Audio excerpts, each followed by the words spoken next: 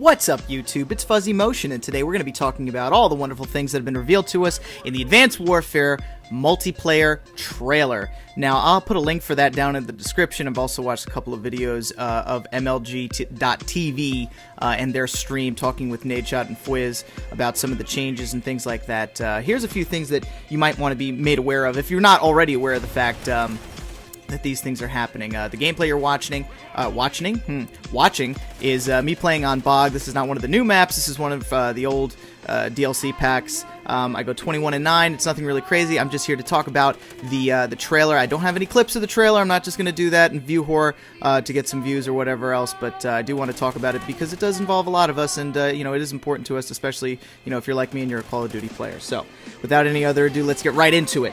One of the things you might want to notice or make note of is that in Call of Duty Advanced Warfare, everyone has an exoskeleton, which means that they have different sort of movements.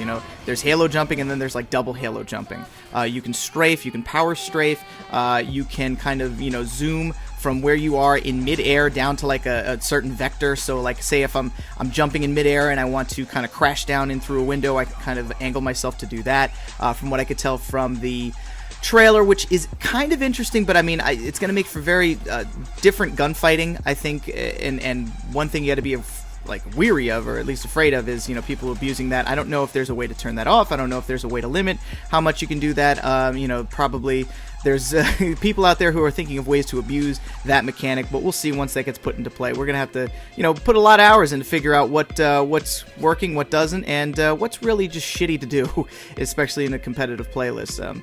Because I do love to play Call of Duty competitively. I love to watch Call of Duty competitively, and it would be a real goddamn shame if this game were hard to make a competitive game out of, but I'll get into that in just a second, okay? The other thing to make note of is, as you're watching the trailer, you might notice that there's a lot of levolution, more so than just, pressing X on a door and watching it blow up, and now you have a new path. That part of the level actually gets changed. There was a San Francisco level in the trailer, which, had a tsunami come through and wash away most of the level, but you could actually swim through the water and not just get insta-killed like a lot of these levels that have those certain insta-death areas, which I'm not very fond of, but, we'll see how that works and how that changes the gameplay.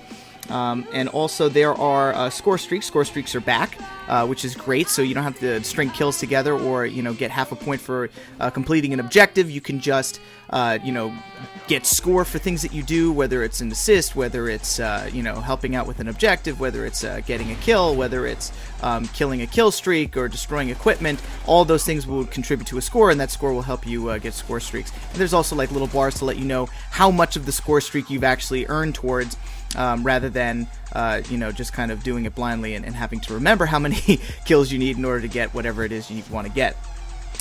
New game modes, also.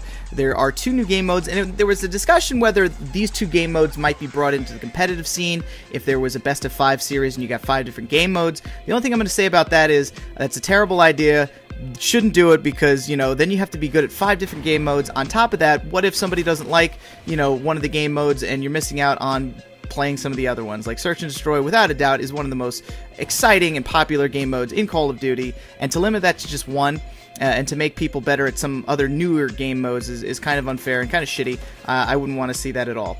Those look more like pub game modes. The new one that they have is called Uplink, which is kind of like, from the looks of it, it's like Call of Duty gets a blitzball, and then you get to shoot people and throw your blitzball into another bigger sphere in your opponent's spawn, and that's how you score. So it's kind of like Blitz, except you get a ball and you get to throw and you get to pass. It's the weirdest sort of combination.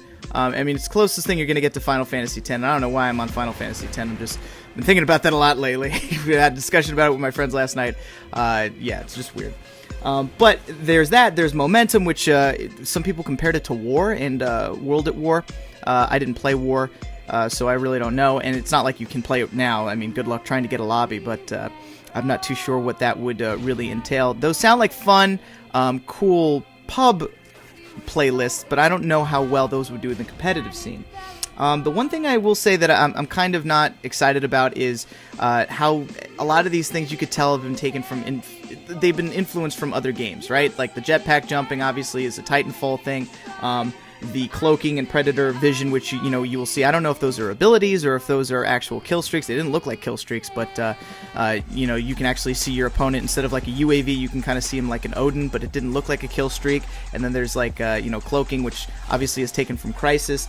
And then also we saw like at the end of a round or a match, people were leveling up. They got supply packs, which kind of acted the same way that battle packs do in Battlefield 4 and 3. And in Bad Company, you just kind of get battle packs and you get all sorts of attachments and stuff.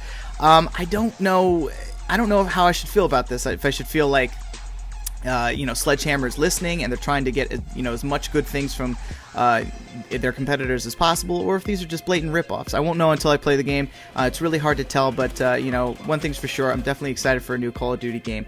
So, that having all been said, we'd have to look into what this actually plays like, and hopefully, this does a benefit for the competitive scene. I would hate to see a Call of Duty that comes out that doesn't benefit the competitive scene and makes it grow a little bit. So there's the gameplay, guys. I go 21-9, like I said. A lot of campiness in this gameplay, but that's bound to happen when you're playing Call of Duty Ghost. If you like the video, don't forget to like, favorite, comment, subscribe, share on your favorite social media platform. As always, guys, YouTube. We'll see you in the next video. Have a good one.